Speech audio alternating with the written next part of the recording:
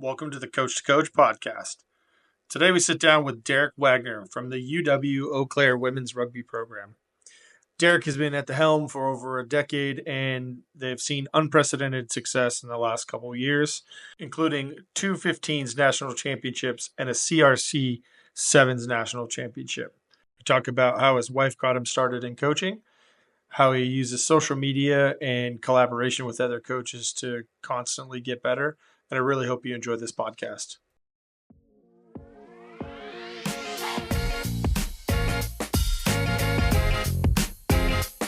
For those who don't know, who's Derek Wagner? Who's Derek? Man, that's a tough question. I grew up in Milwaukee, Wisconsin. Went to inner city high school, played sports my whole life, baseball, football. I wrestled, so all sports all the time.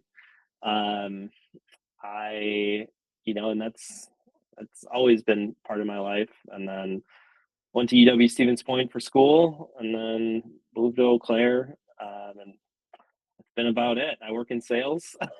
I've been working in sales for the last since 2013. So last 12 years in sales. I was at one company for 8 years, and now I'm at my current company for the last three. So I have a wife, two cats. We got married in 2019. I really like traveling. I've been all over, so I really love continuing to do that. Rugby takes up 8 months of the 12. So That's great, man. What's your wife's name? Stephanie. Stephanie. Yep. And I would imagine Stephanie's quite supportive of you as a coach and as a person in the sport of rugby. How important is her support for you in what you do and what you want to do? Right? Yeah. It's funny. She's the person that got me into it. Got me into coaching. I've always wanted to be a coach. Like growing up, I always felt like I wanted to be a coach. But she was the person that when I was looking to move to Eau Claire after I graduated, she saw an opening for the women's rugby position. It was through the university job site, not that it's paid, but it was still an opening, right? And she pushed me to do it. And I feel like I was very I wasn't sure, it's a new place. It's, coaching, women's sport. I'd only been playing rugby for 4 years. I started rugby in college. So something I really, sport that I really like, community that I really liked, but I only, been doing it for 4 years, and then trying to coach it is a whole different ball game. But she really pushed me to try to do it. So her support means the world. It means that I can go and do, be away for 3 days during the week and all weekends, and travel and do everything else that rugby coaches do. So it's being able to take a lot of our time and push it into rugby. But I'll say this: she loves it just as much as I do. She loves seeing players grow. She loves watching the game. She loves being a part of it and being able to watch it and see us grow as a club and see me grow as a person. I did not know that she was the one that got you into it. So I'm really glad I asked that question first. Talk to me a little bit about what was that like, right? You said you had only played rugby for about 4 years and you wanted to always coach. We'll dive into a little bit about free rugby, sort of where you got those thoughts and feelings for that. Yep. What was that conversation like with her when she brought that up to you? Like, what did it take to convince you to try coaching at Eau Claire? It took maybe 2 or 3 times for her to bring it up, because she brought it up once, and I was like, I feel like I can be very, especially at that point, I could be very dismissive of no, there's no way I could do that. I don't want to take that step. And then, you just kind of start to think about it. I felt like I just started to think about it. well, maybe I could. And then she brought it up again, and I feel like she brought it up again. I was like, you know what? I'll just I'll just try. I'll just apply. What is if I apply and don't do it, then it is what it is. But it's something. I was moving to a new city. I started at UW Stevens Point, then graduated spring of 2013, and I started coaching fall of 2013 here at UW-Eau Claire. So no in between, right from college rugby to coaching college rugby.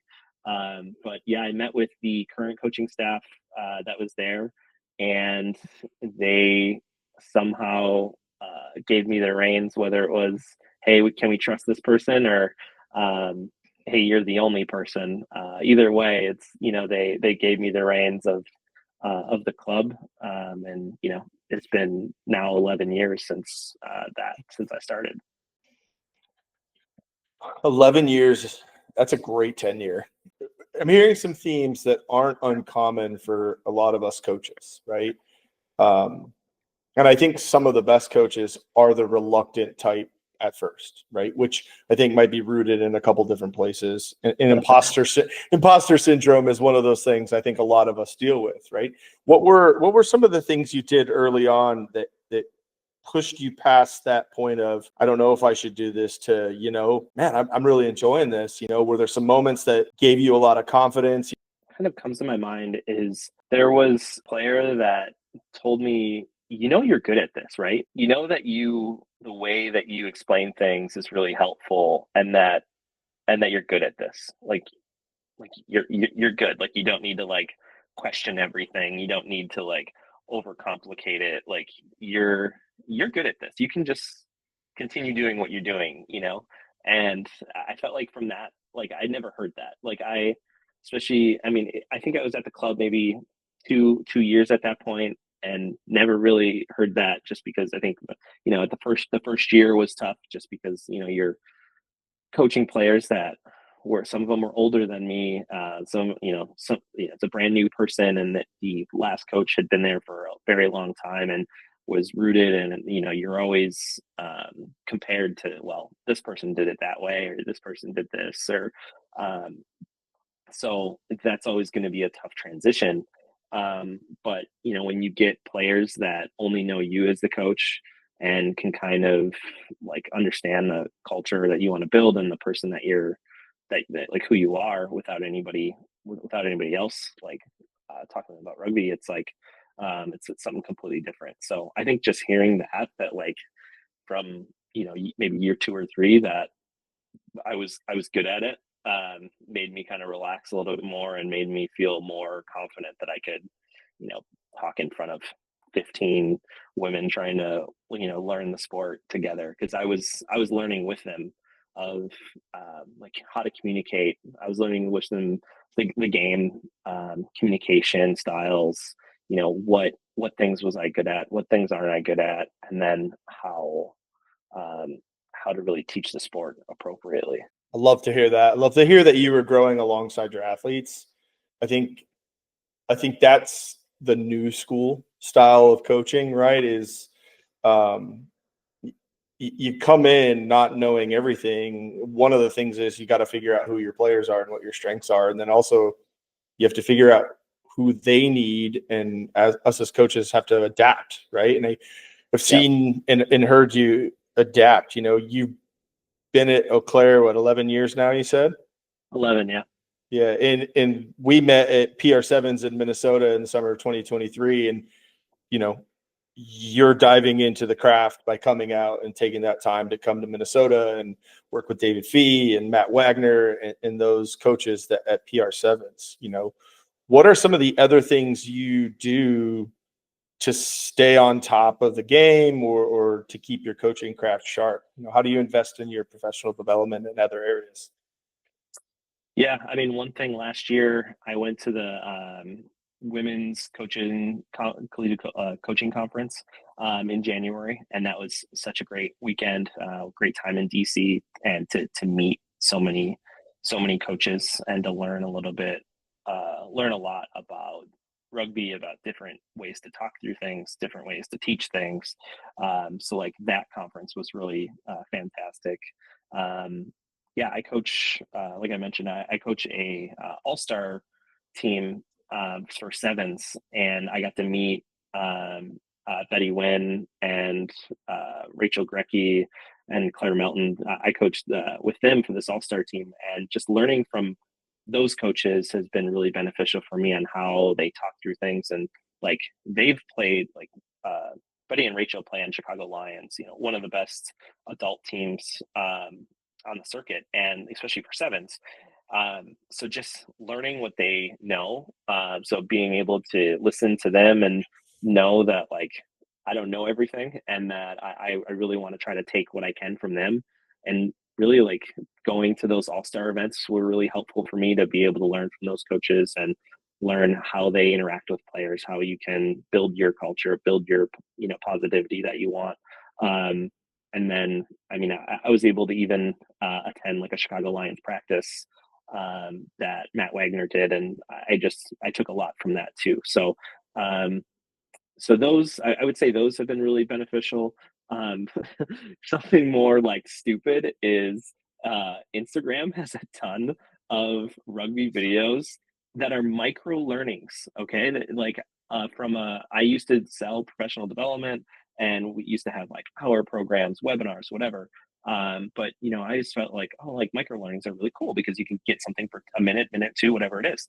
Instagram is really like, I know I just feel it's really lame to say, but like I follow so many rugby Instagram accounts that I can take away from, that I can build and have really like can learn from, and just little things, especially technique wise. For me, like I really love learning about technique and how we can do things better as rugby players. And I feel like there's so much great content from great rugby coaches out there that you can find so easily. Like today I was learning about with jackling, we want to have our elbows closer to the ball, so then we can pick it up and make sure that if we get hit, we're going to bring the ball with us. And it was minute video, great. But I just feel like always continuing to learn is really important, and I think that's an aspect that's even though it might be dumb, I feel like it's really cool to have those micro learnings as a way to build. I'm clearly a social media dork and consume a massive amount of content myself. What are your 3 go-to Instagram accounts to learn from? Yeah, I've taken. I think the number one account that I follow is Rugby Bricks. That is one that it's an account that I've loved for like pre-COVID, especially passing technique. To me, one of the biggest ways of learning passing was through Rugby Bricks, and hearing about like transition from like catch to pass and using our thumb to spin, and just like being able to learn like that type of technique, I think has really helped me and my players like continue like develop that spin pass.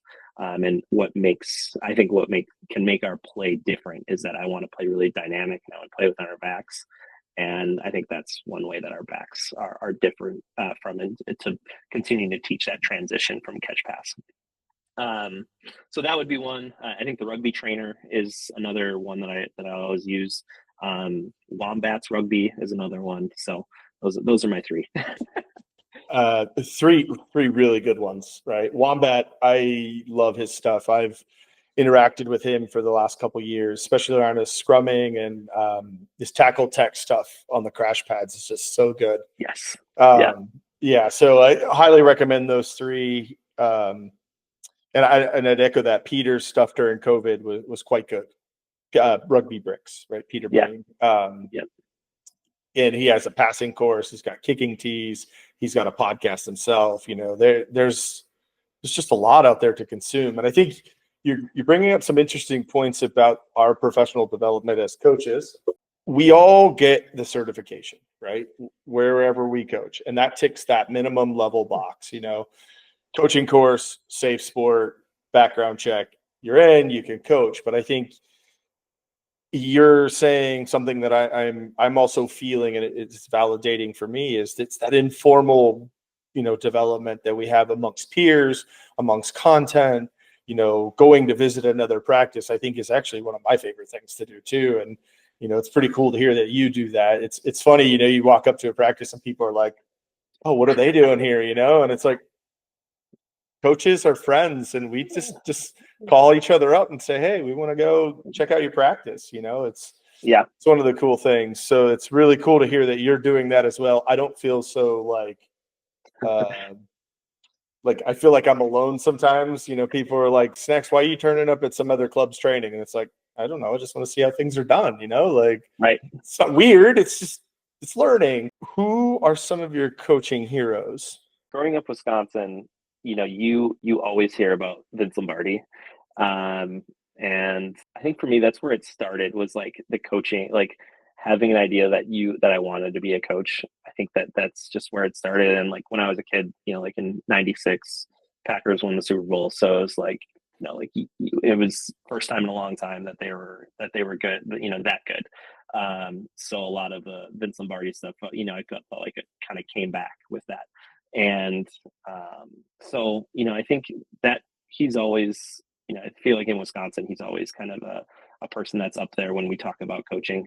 He's also always watching. He's right over your shoulder. He's always right there, right? Yeah, exactly.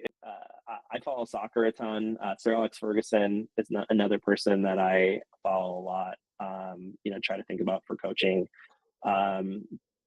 So I would say those two are my, a couple of my bigger influences. But there's so many, like, so many people that like that I can take away from for inspiration. But like, I think obviously you have those people, but I think you also take away like inspiration from the people who you learn from.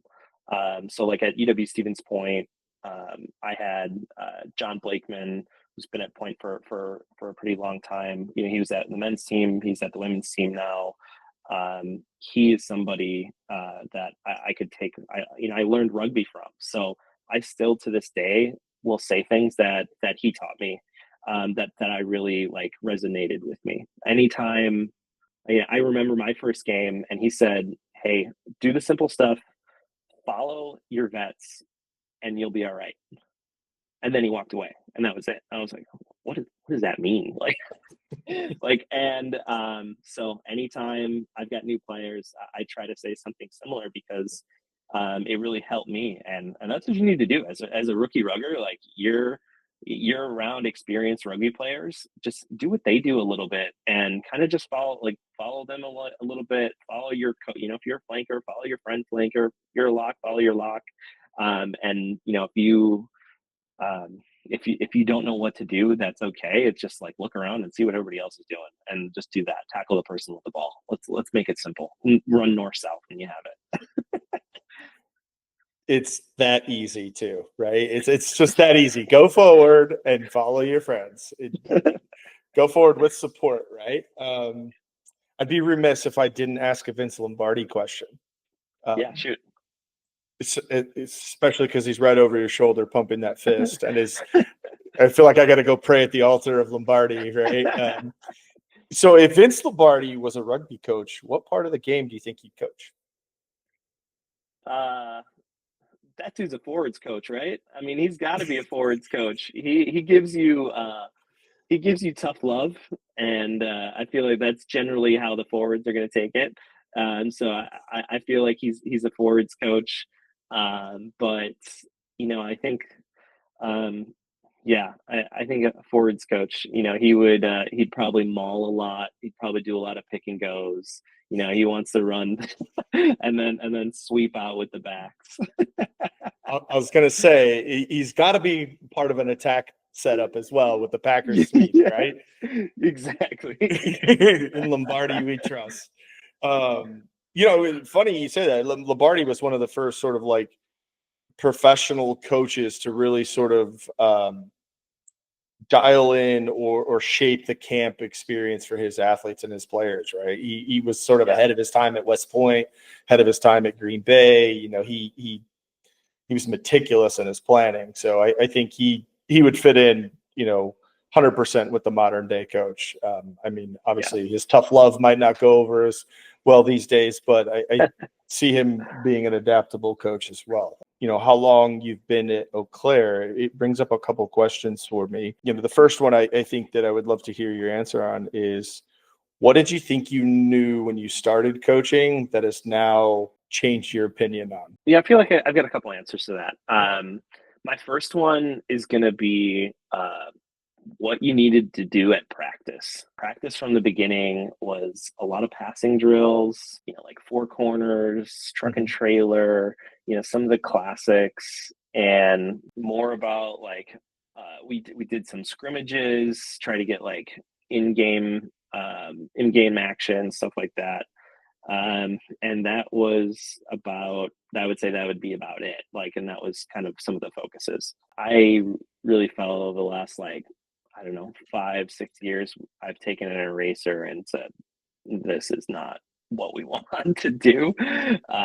We've changed the way that we attack. We changed the way we teach passing. We've changed our focuses to, really offense the first maybe 2-3 weeks as a bigger focus, and then defense the rest of the year. I mean, we want to and try to work on how we're doing defensive tackles, how we're doing jackals and poaches, what's the technique behind it, how do we want to play, and everything's just gone up a level as with our play. So I would say our practices would be one of the biggest things that I was like, oh yeah, I know how to run a practice because this is how we practiced, this is how I did it, so this should be the way that we do it.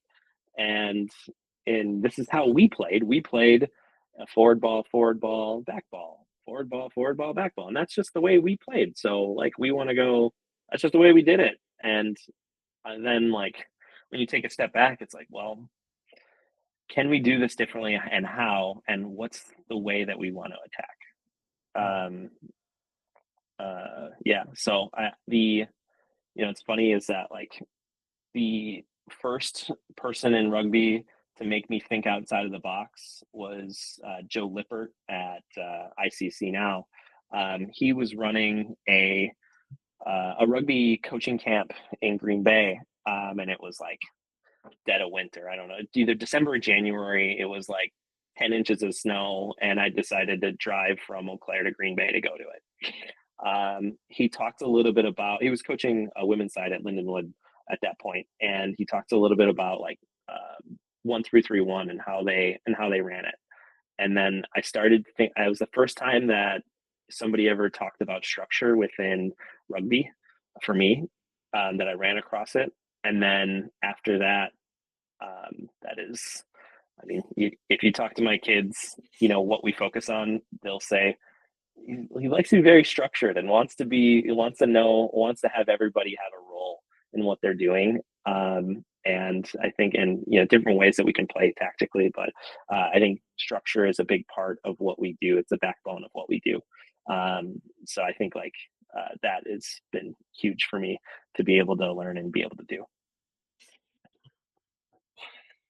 I myself love structure.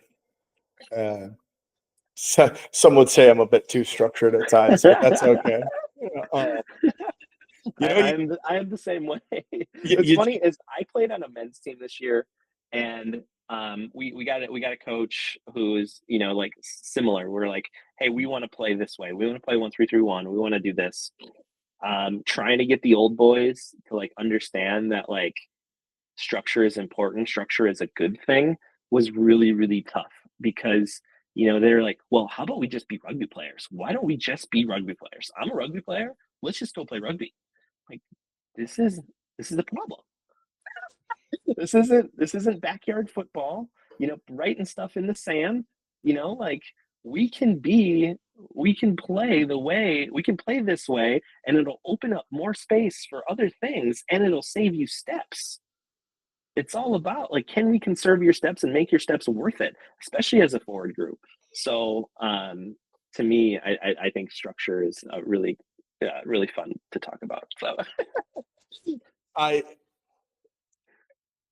when someone explained it to me that it was more of a deliberate style of play, that you actually made these things happen, you set them up and you conserved energy, and you're able to play the game at a faster level, that's when my mind changed on all that. And I can't imagine trying to teach the older players in any club, hey, this is the structure we're going to play, and I don't envy you for that, Derek. Not at all.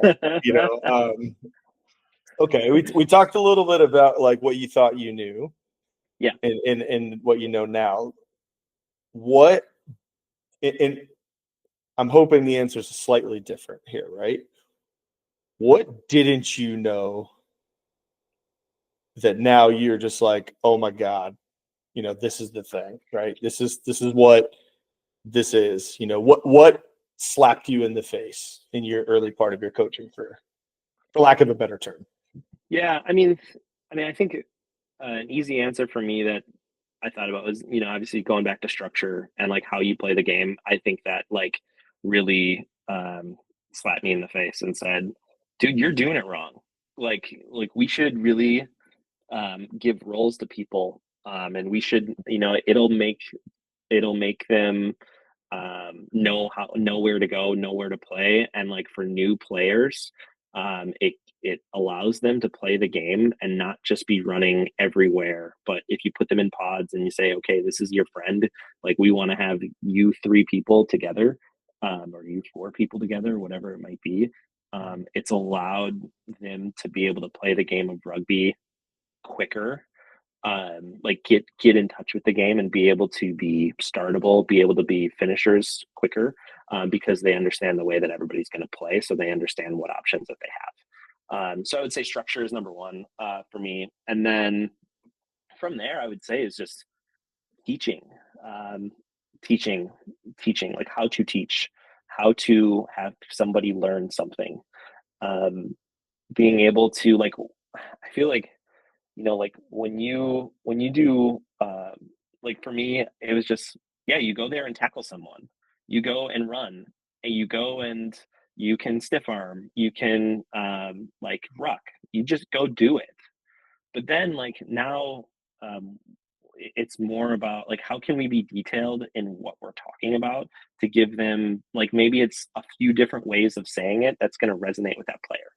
So, especially with tackling, like how can we talk about like getting low, stepping through the hula hoop, really going from square one of how to do stuff, so then they can pick that up and be able to learn it appropriately and like do things and make sure that we're hitting all of our steps to become better rugby players. Yeah, I can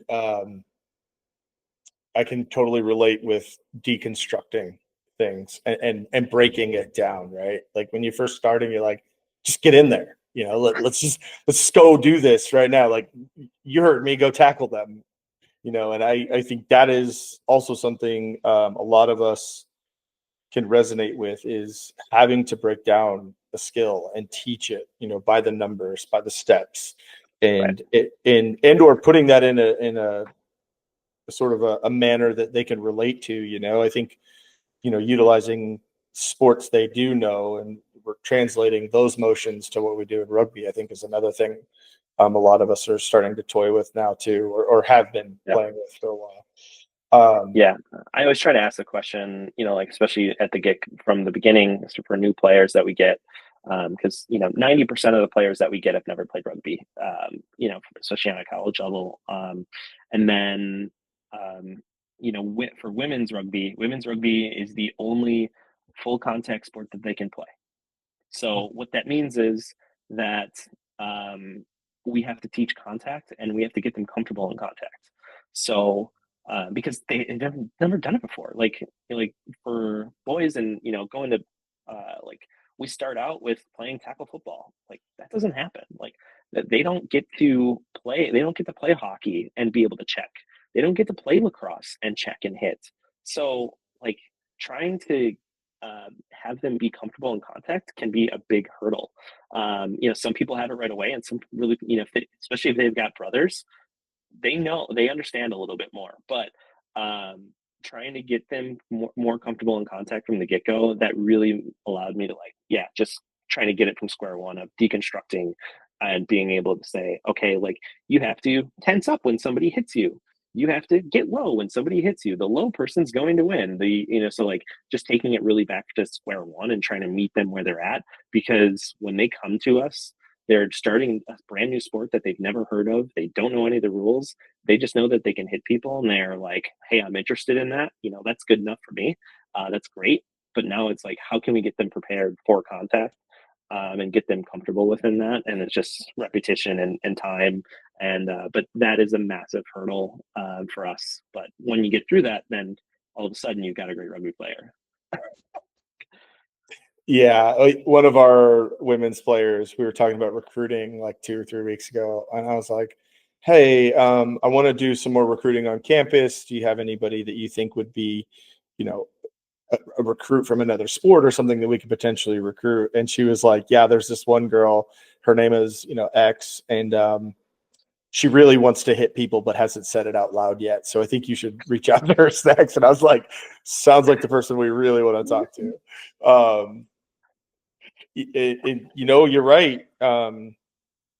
90% of all the players, men and women, have never played the sport before, which makes it enticing, but also makes it, we're starting from square one, so I can totally relate to that. And, it's not an easy task. And you've been doing it quite a long time at Eau Claire.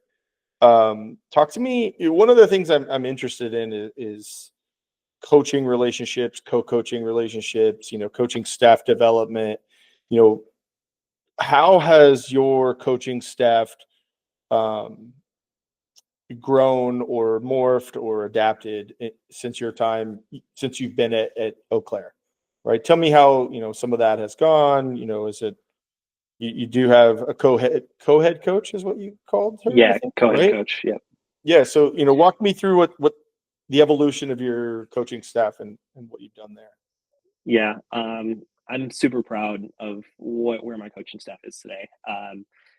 It's great to have a good group together. So I think we're at a really good spot. Where in other earlier years maybe we weren't. So I was obviously when I started I was the head coach there. We would have somebody come help a little bit, but like it felt very like they'd be here on every Wednesday, and then when they came in it was like like sometimes it felt like the players because they weren't here every day wouldn't listen to them very much. And then we had people come and go to help, but really it started like one of my prior players was moving back to Eau Claire, and I was really close with them. They my second year, their second year, their sophomore year, they were a captain for me, and we were captain for the rest of their time with the club. So we've got a really tight relationship. And then she told me she was coming back to Eau Claire, and said she wanted to help out. Then it turned into she would come every day, and then all of a sudden we were talking every day, putting as much work in every day as me. And then one day I kind of like thought, I was like, dude, like, we're doing this together. Like, I want this to be cemented, that everyone knows that like we are a team, we're together. And that's where we promoted Rachel Lang. So Riggs is my my co-head coach. So we do it as a team together, and we've seen a lot of success. It is incredibly difficult to coach 35, 30, 25 people alone. You can't do it. You can't do it. It's so incredibly tough. There's one year I was so burnt out, and I felt like we had so much more meat on the bone, but I couldn't be at the forwards. I couldn't be with the backs. I could, like there was, I just, we were missing something. So I knew I had to, add another person.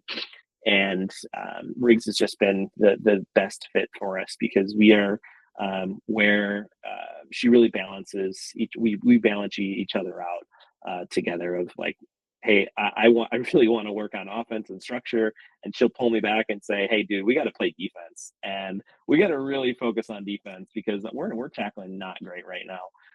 So we really balance each other out. So yeah, me and Riggs are coaches together, and then we just brought in this year a assistant coach, Daniel Bauer, who used to play for me as well, who just moved back to the area. And so our coaching staff has been in a really good place today.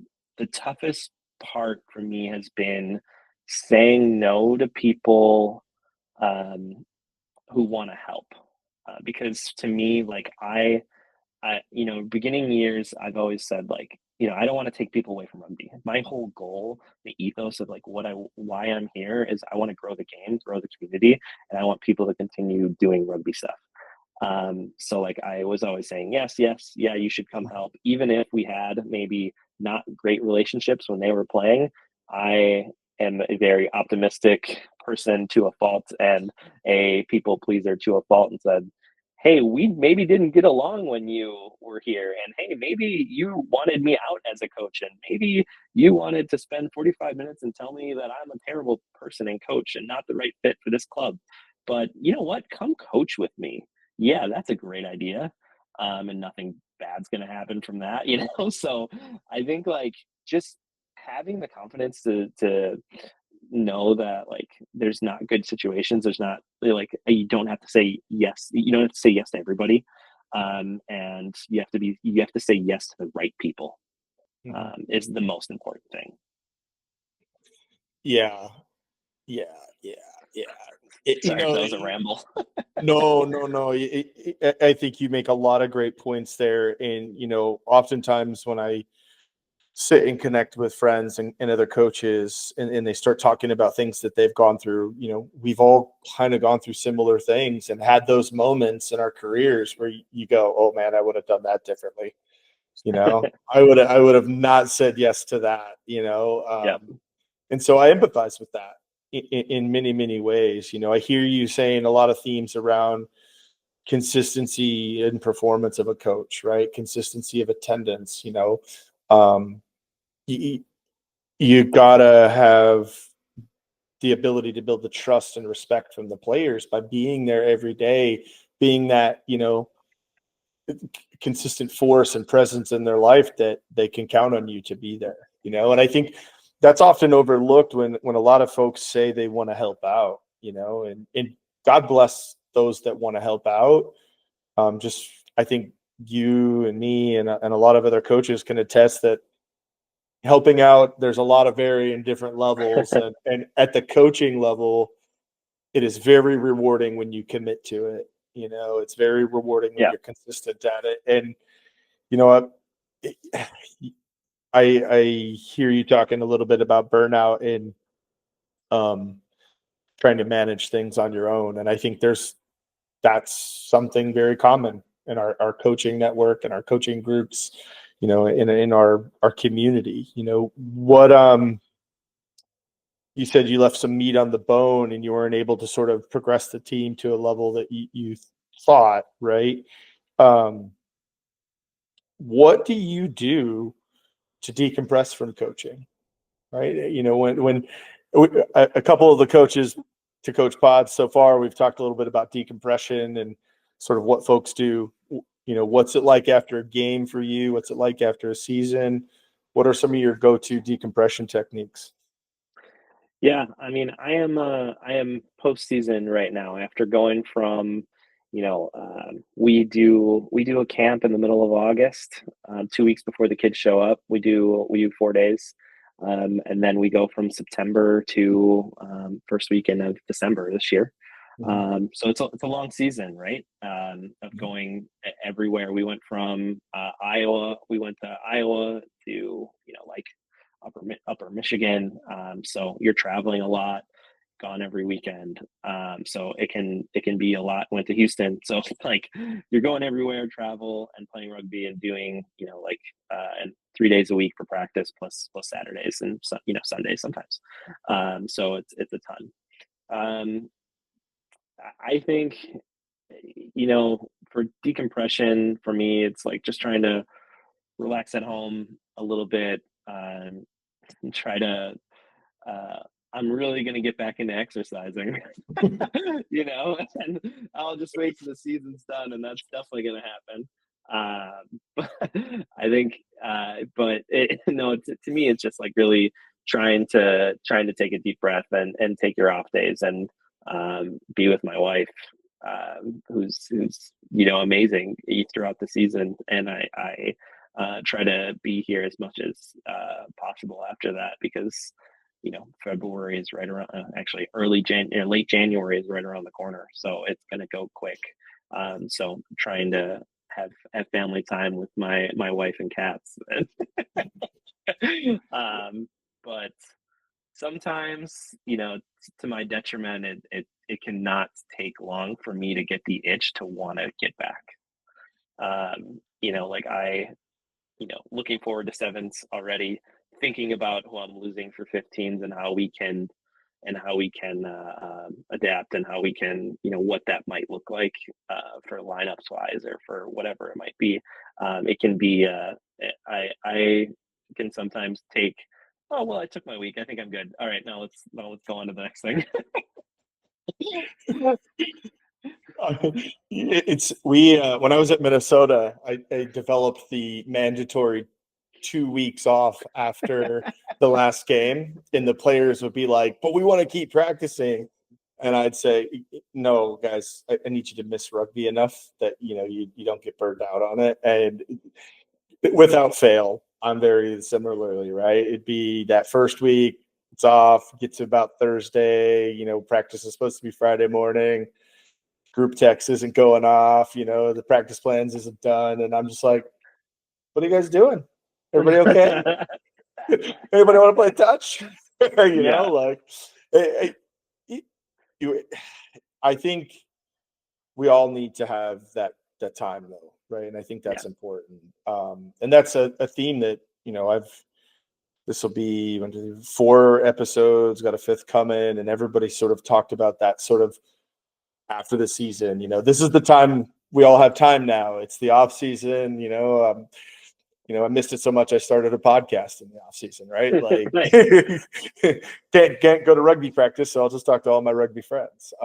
Yeah. What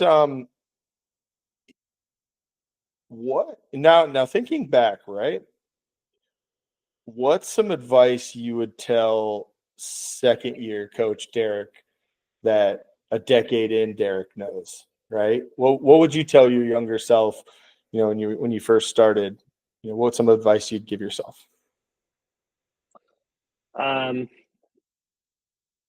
would say, yeah, I really liked your words about deconstructing things, starting from the beginning, and trying to really teach it step by step, and being able to learn progressions, and know what those progressions are, and always be thinking about progressions, of going from, okay, how can this relate to the next step? What can we add to the next step? So, if we're teaching, tackling, okay, let's start on our knees, let's go up to our feet, and then even sometimes at the middle of the year, end of the year, let's go back to the foundations of what they're doing. And let's go back to that on their knees, and let's go back to reteaching it and go through it just to make sure, because, during that time, I've probably added, new players that didn't show up for the first 2 weeks. And now they're here. So maybe they didn't get that talk and conversation. So just trying to build foundational skills. I would say my biggest thing I would say is, like, don't be scared to jump in. And what I mean by that is, don't be scared to go learn on your own, and like develop as a coach on your own. And like, if you don't know something, go learn it, go find it, go learn it. Because when I started doing, like, for me, what was a big moment to me that I think about is during COVID. I thought about what do I miss the most right now? What is it? because that's probably the most important thing to me. One of the most important things to me, and it always turned back to rugby. It always turned like I miss that. I miss the players. I miss the game. I miss teaching.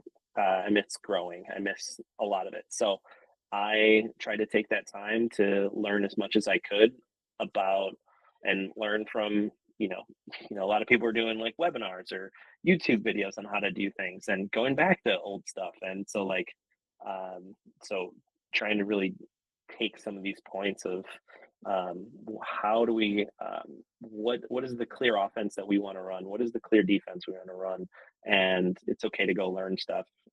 So don't be afraid to like jump into being a rugby coach, because that's who you are. Well said. Love that.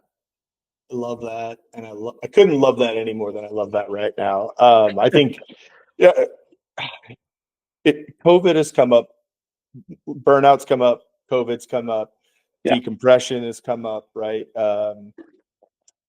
The supportive nature of all of us getting started in the sport is coming up. These are themes that I'm starting to see in some of the episodes that I've recorded so far.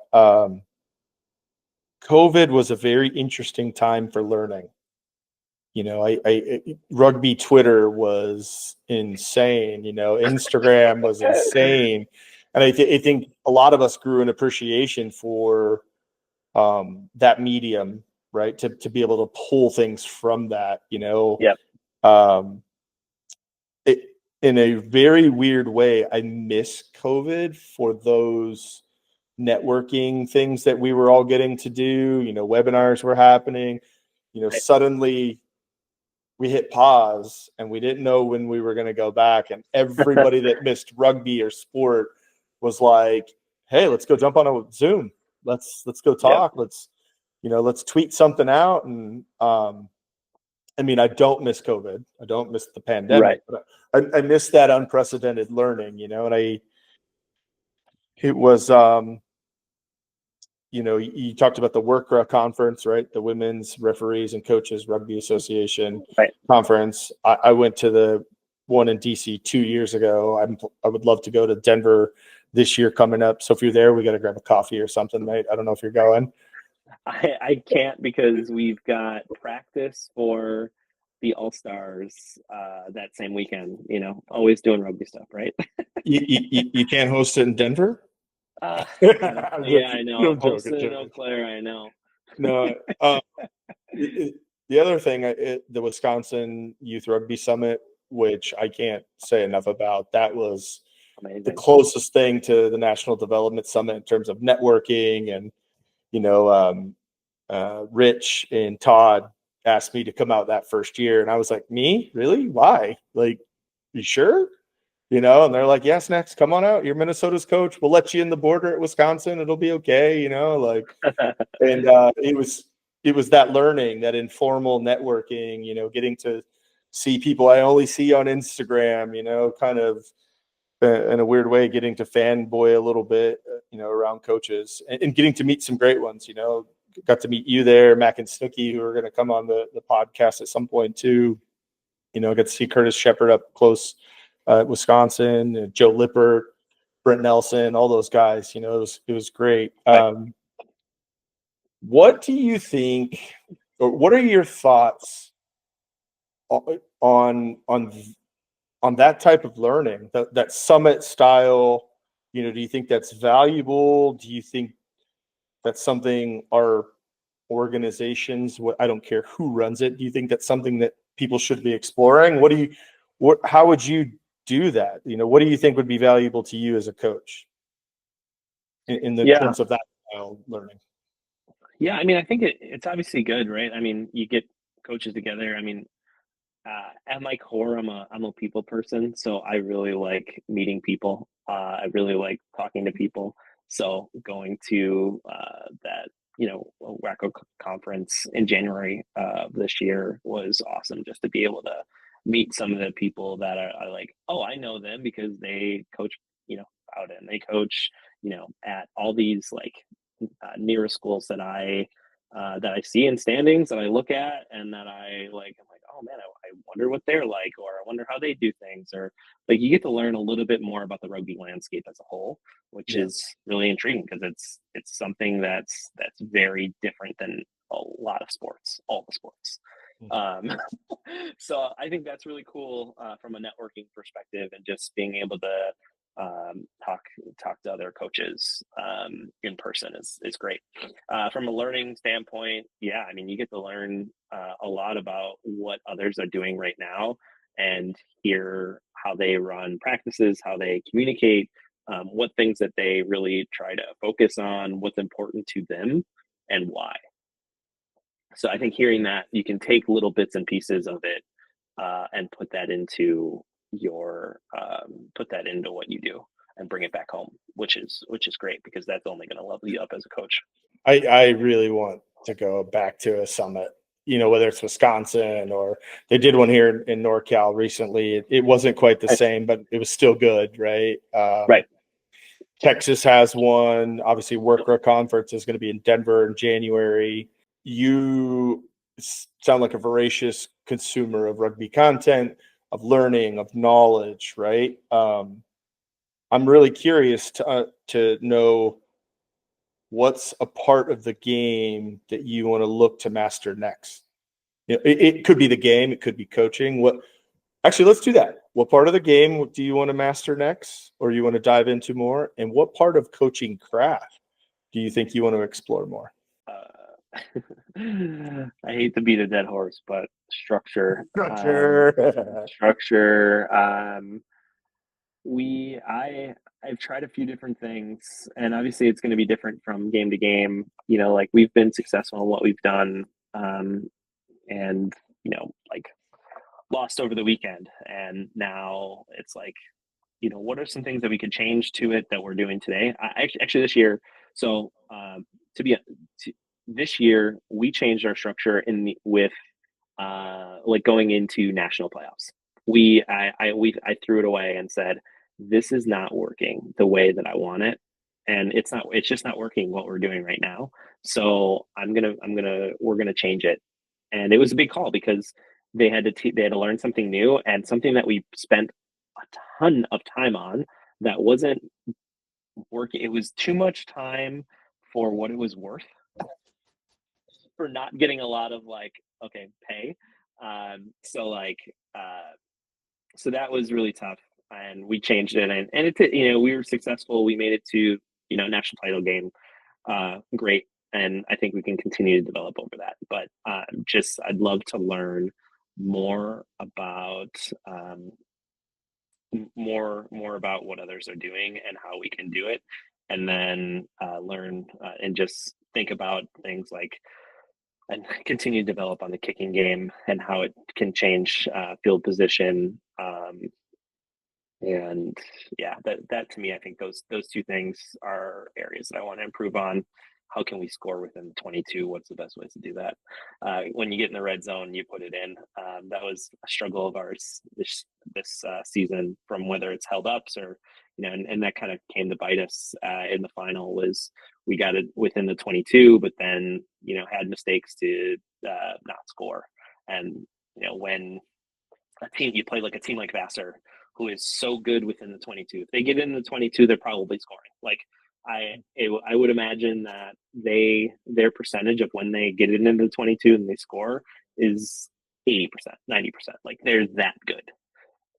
So I would say, like, just how can we convert more when you're inside the 22?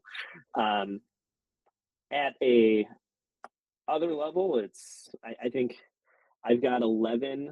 I got 11 seniors who really why like the success nationally that our program has had over the after COVID. This group was a massive part of that. These players grew. Like, the first time we were in a national semifinal, first time we were in a national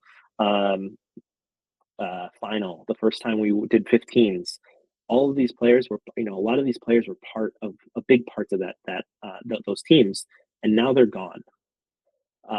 So as we get into next year, it's how can we develop those same type of players? Like, how can we now redevelop them and reload rather than going through dips, because it's going to be really tough to like rebuild after 11 players from the 23 are now not there.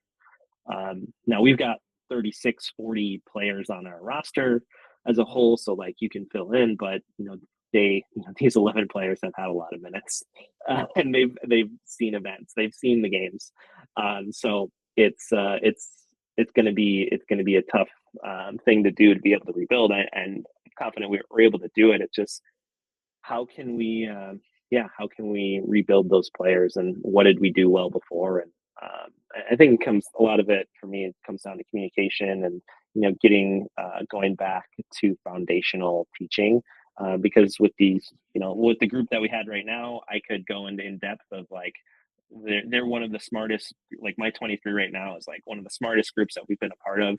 I can make these adjustments in structure and say, okay, now we're going to do this, and they kind of picked it up like that. So that was really great, and they're very smart rugby players, the smartest group that we've ever had.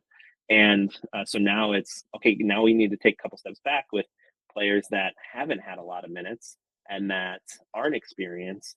How can we get them ramped up as fast as possible?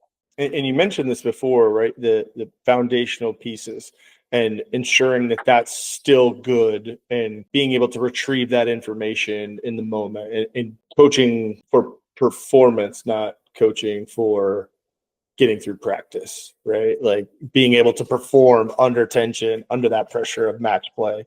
That's a good thing to continue to work on, Who was it? I think Rusty Earnshaw said it on a podcast recently. Gameplay will test how well you're training, right? And like how you develop your training environment is how you're going to play, and I'm just constantly thinking about that too. Like, how do I get, it's not if, it's when someone in the 23 is either graduating or unavailable or injured, and 25, 26, 27, 28, they've got to come right in and be able to filter in. So if you find any secrets, let me know, man. I would love to hop on the phone and chat through that a little bit more. Seeing what you've been doing at Eau Claire, and it's really impressive. And I think post-COVID, you've done a hell of a job. Where a lot of programs have gone, that they're not there, or they're struggling to get back to where they were pre-COVID. What do you think was the secret to coming out of COVID on the positive side of the coin? Yeah, I would say I got extremely lucky in a couple different ways, right? I was really excited to get back, but also I had a university that allowed us to practice during the COVID year. So like we were able to practice indoors with masks. We were able to practice on the pitch with masks. And other universities around the whole state of Wisconsin, and I'm sure Minnesota's the same way. We 30 miles away from us, 90 miles south of us at Stout and La Crosse, these kids couldn't look at each other.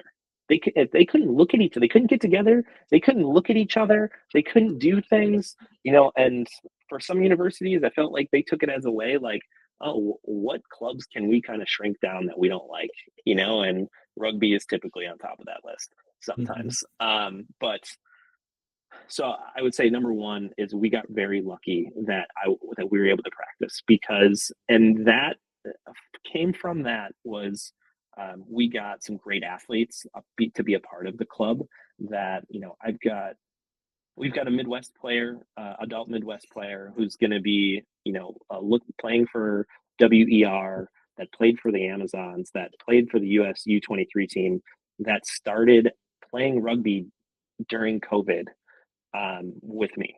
So like, who's that? Type of Abby Jacobs. Oh, okay. Yeah. Yeah. You said Zon. So my partner was the former president of the Zon, so it's my favorite former WPL team. Yeah. So Abby Jacobs came to us during that, and she's never played rugby before. And she grew to be, one of our best players, and then got invited to US U23 camp in Ottawa, and got to play against some great Canadian schools. And now, she plays for the Amazons. Looking forward to what she does in WER, and then she got to play on like the Midwest team, both U23s and now the adult side even last weekend. So like that player wouldn't be a player that would be a part of rugby without having our COVID practices. And that is something really interesting to think about, like what athletes did we miss? But I think so I was really lucky in that instance. I felt like we got a lot of great people because of that. And then, after that fact, we played, a great 15s year, and then in the spring afterwards, that was the first time that we were on a national stage, and it told our players that, we can do that. We were at a level that we could play nationally in the division that we are. And that was never, we lost to Roger Williams in the D2 sevens final in New Orleans at CRC's. And, to me, it's like, that was a really devastating loss because I was like, I might never have this chance again to ever become a national champion. Like, this is a dream that I never was. It felt like too high of a dream for me to even have to be a national champion type of coach. And we didn't win that one game. So now, I don't know if I'm ever going to be back and playing a game like that because, we had to win some tough matches to come back. We lost, to Cootstown on day one, and then we had to win 2 in a row, and we had to beat Texas. And like, that was really like, we weren't supposed to beat Texas, and we blew them out of the water, which was amazing. But then, we had to beat Iowa State, and they had a great side. And so it was like a lot of things had to come together to bring that team together. And then the next year we go on and win our first 15s national championship. And then the next year we won 15s and 7s back to back last year. So and this year we went to took second again in 15. So it's funny, like last year we beat Roger Williams in the national final for sevens, for them to not get a three-peat, and then for us to kind of come full circle and say, hey, we won our first sevens national title a couple of years later. So it was for me that kind of came full circle to be able to win that, and to win 15s and sevens in the same year. I mean, there's that's as magic as a season for me that we can do. Wait, did I hear you say you thought you weren't a national championship style coach and you never get that opportunity again? I mean, I did hear that correct, right? Yeah.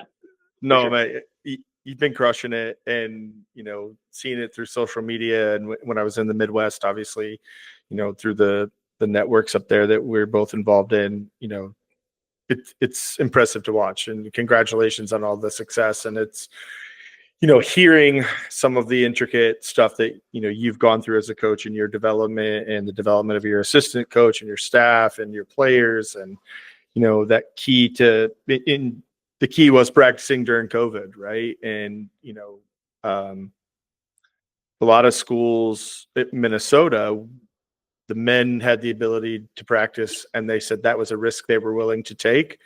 The women did not, and it kind of like, before COVID, we were down participation, women were up, and post COVID, it kind of flipped, so yeah, mate, it's impressive to see where you're at, and to think about what's possible. I mean, you unlucky against Vassar last weekend, but I'm not counting you out. I feel like sevens is going to be pretty damn good this spring coming up. I'm also always mindful of time. I'm very thankful that you've given me so much time tonight and told some stories. We talked Vince Lombardi, talked learning and coaching. In closing out talking tonight on the pod, what would you want to leave people with? What would you want people to take away from, who Derek Wagner is? What is Eau Claire about? Anything you want to leave the listeners with? Yeah, that's a tough question. It's funny. I looked at some of the questions that you might ask, and why do you coach? Was a highlighted one for me. I think a big part of what we do is we want to grow the game. That is a big, like, I just want to see it continuing to grow. And I think we see that we've been seeing that. We see teams get better every single year, and it's just going to get harder and harder for us to compete, which is great because I think you look at over the weekend. I am extremely like I'm very sad we lost, but um, there's something really sweet to me of seeing a team like Vassar who has won so much in their time, um, like really dig in and come back and beat us and play a great game and like really develop more and more just because they said like this team we just lost to, we are gonna get even better and grow a lot. And that's what rugby and competition is all about, is like how can we continue to develop, how can we be better than we ever thought. So how can we grow the game? And for me it's like um, being able to have a club that be lucky enough to be at a club that has like 30-40 players and be able to grow rugby to them so then they can grow rugby to other people. We love this game for a lot of reasons, and I think being able to grow it to more people is really important to this community as a whole. So we always look for ways that we can continue to grow the game, and that's a big part of what we do here in Eau Claire. And if people ever want to come to a practice, let me know. We're always open doors. But like you're gonna learn the game. I think what we see at Eau Claire is that all of our players know the game back and forth, and they know what to do in what situations. They learn a lot about technique and structure, like I've talked about. They learn the game full and through that. Um, but if you watch one of our games, I think you'll see a side that never quits for 80 minutes, a side that you can be proud to say like, hey, this is a great rugby team. And that's what I'm most proud of as a coach and building this program for the last 11 years is just the people make the club what it is. And we have some of the most amazing people a part of it that just really at the end of the day are dedicated to continuing to grow the game and grow the club. Well said, my friend. Well said. Again, thank you for coming on. Thank you for taking a risk and telling me a little bit about your story and where you're coming from. Like we talked about, now that you've been on the pod, if there's a coach you want to reach out to and interview, would love to have somebody be that first domino. So that's all it takes, right? One person. One person, so yeah, if you want to do that, let me know. And even if it's I would love to see Matt Wagner on here and his, he's from Indiana, which is a trash state, but like that's a personal dig at Wags. I love him to death. But no, man, again, thank you. And you know what? Tell your beautiful wife Stephanie, thank you for getting you into the sport. We would have never met had it not been for her urging you to go to Eau Claire, and then we run into each other at a conference and at PR7s and, now on a podcast. So thank you. Thanks for tuning in today. If you liked what you listened to, please hit the subscribe button and leave us a review. We appreciate any followers and any input. This is the Coach to Coach podcast with Sean Lendersmith.